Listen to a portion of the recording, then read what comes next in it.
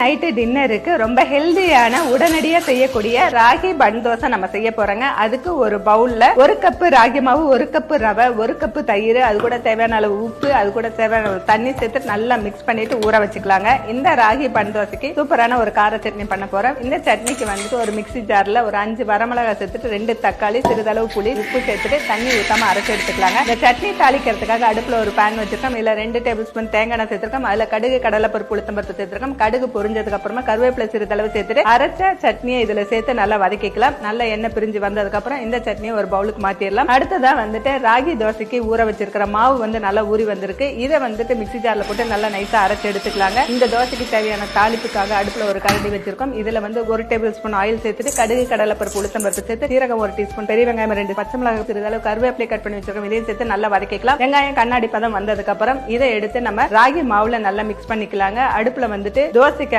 ஒரு தாளிப்பு கரண்டி வச்சிருக்கோம். இதுல கொஞ்சம் எண்ணெய் சேர்த்துட்டு ராகி மாவுல ஒரு புளிக்கரண்டி எடுத்து அதுல ஊத்திட்டு 2 பக்கம் நல்லா வேக வச்சு எடுத்தோம்னா ராகி பன் தோசை சூப்பரா இருக்குங்க. இதுக்கு இந்த சட்னி வந்து ரொம்பவே நல்லா இருக்கும். இந்த வீடியோ பிடிச்சிருந்தா லைக் பண்ணுங்க, பிடித்தம்லாம் ஃபாலோ பண்ணுங்க.